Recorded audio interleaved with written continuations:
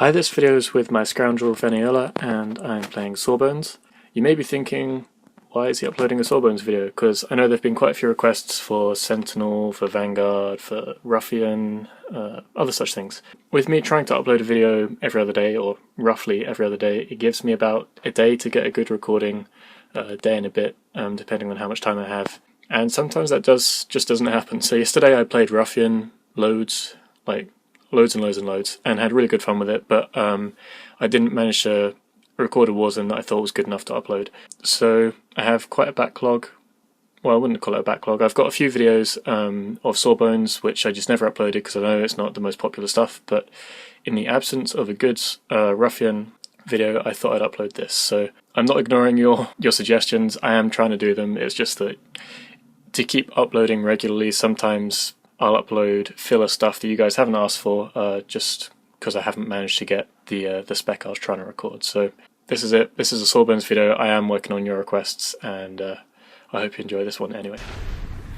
So I forgot to hit the record button on this one until the game actually started, so I will put the utilities and stats, if I can get them, in the description.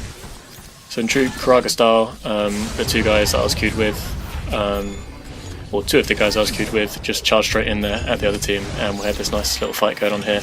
I play this opener really badly, so if you're wondering what on earth is he doing, I was thinking the exact same thing when I watched this recording back. But the reason I chose to upload this Sawbones video is that usually healing's kind of boring, like just someone sitting back, putting slow release mid packs on people and not getting attacked, and that was kind of boring. Whereas this one, I thought it was more involved, like more kind of hectic. I get attacked quite a bit in this, so there I finally go down. And I thought that would be more exciting. So if I'm going to upload a healing video, I'll at least try and upload one where it's not boring. So I know I played that opening really terribly, just used all the wrong abilities at all the wrong times, but it gets better. So I was just waiting to get out the spawn point here, and Landlord was standing by the spawn point to get healed up, and quite a few people were low. And I had the auto crit proc for my underworld medicine, otherwise I wouldn't usually use it, but getting that 8 or 9, sometimes even 10k auto crit is quite nice, especially when you're not under too much pressure, and just getting a bit of energy back. We had quite a few people over on this side compared to the number of people the other team had over here, so quite possibly should have just headed over to right at this point, but I was happy to just heal up these guys whilst they fought out here. I knew we had people by the doors, so I wasn't overly worried about keeping an eye on the door myself. Obviously you should try to anyway. As we finally did get an incoming call for right, takes me a few moments to notice it.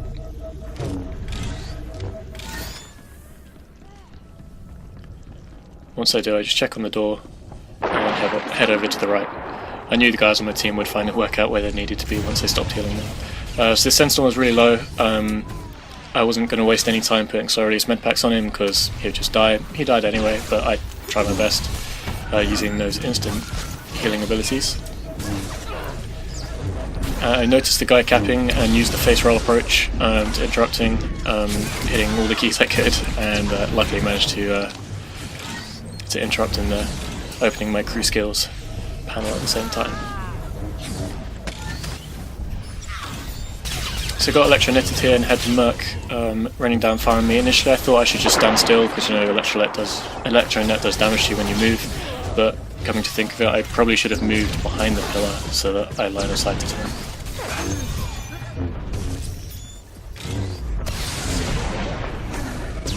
So I spotted Necro low too late, just using my evasion there to dodge the Ravage and getting behind the pillar to line of sight the Merc again. This is quite a nice spot if your team comes towards you to use cocktail waves, not just on them but on you as well, so if other people are low but you need to keep yourself topped up, then using that AoE heal on yourself and them is quite nice. Saw someone was capping again, but this time the Sage on my team was onto it and interrupted. Again, I wasn't the only one low, so just going for that AoE heal but got interrupted.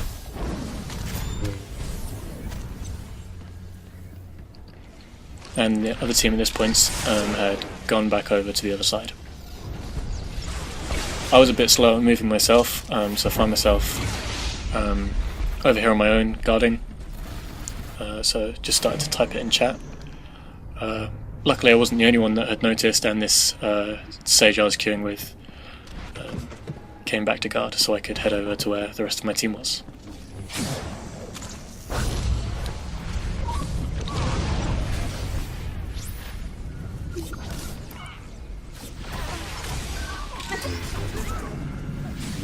So there were two people really low here, and I had to try and keep them both alive. Again, using that auto crit, getting the 9k on the Underworld Medicine, but they're still both kind of low. They weren't together for that Koto wave, so it probably wasn't the best move to go for. But it's kind of hard to, when two people are low, to keep them both alive. You have to kind of choose which one's more important.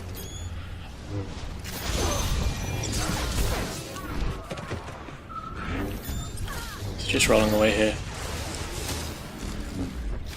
And Sentinel's getting low again, but he had his camo, so it was all good. Another auto crit Underworld Medicine. I probably didn't really need to be over here because I only had one guy here, so I started making my way, hopefully, towards the other side. Yeah.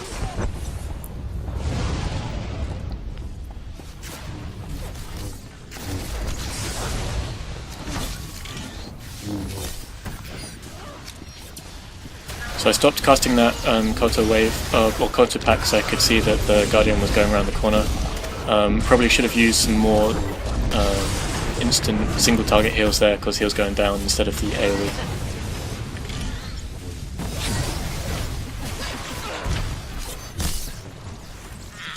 Having to break here, just trying to line of sight the Sork, and just vanished out in the end because I was taking quite a bit of damage.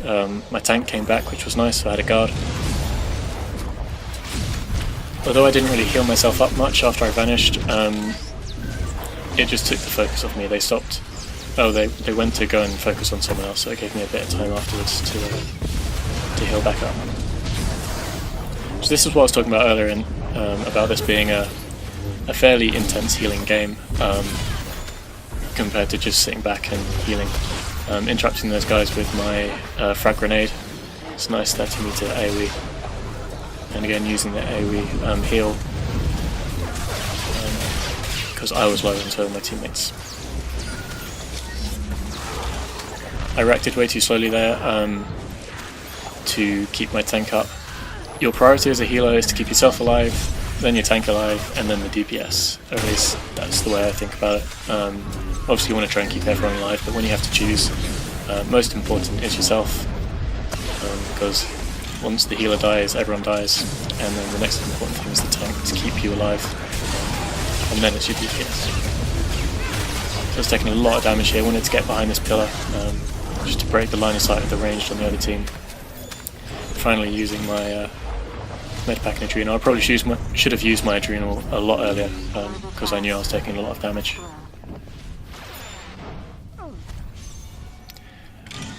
And that was the first round over. So I got off to a bit of a nicky start, where I was just playing terribly, but after that it went pretty well. I mean, quite a few people died, but the other team had a lot of damage. You'll see when we get to the final leaderboard that they didn't actually have a healer. Sometimes this can be really bad. Other times you just have so much damage that a single healer on the other team just can't deal with it.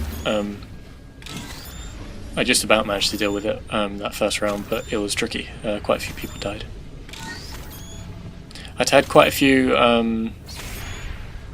upper hand management issues in the first round, so I just decided to put the slow release med pack on people just to have a fairly steady stream of upper hands coming in at the start of this round. I'm not sure if that cleanse on Necro worked there, because the operative decided to open up on him.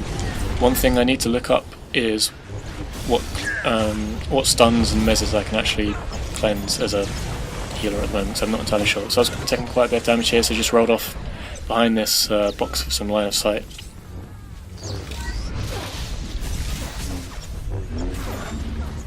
And I knew I had time to put the slow release med packs on that Sage because he was bubbled, or she. It's annoying with Koto waves that it's got this bug where you can't actually see where you've aimed it. It's not very good for YouTube because you can't actually see where my cursor is. This was an awesome push there. I might even play it back in slow motion afterwards. We had our guy capping, the Guardian was coming, and Landlord pushed him so that he wasn't able to interrupt it. Even if he used a CC, he could have instantly broke it and interrupted, whereas with the push, even if you CC break, there's still a small amount of time where you can't react. It's part of the reason why they removed the knockdown on shoot first. So I hope you enjoyed this game, hopefully a bit more involved than my usual healing video where I'm just kind of sat back healing people under virtually no pressure, and did a decent amount of healing there. I'm sure people have got much higher, like 3 or 4k HPS, but I was quite happy with almost 2.6k. So if you did enjoy this, give it a like and subscribe if you want to get notifications whenever I upload a new video, and thanks for watching.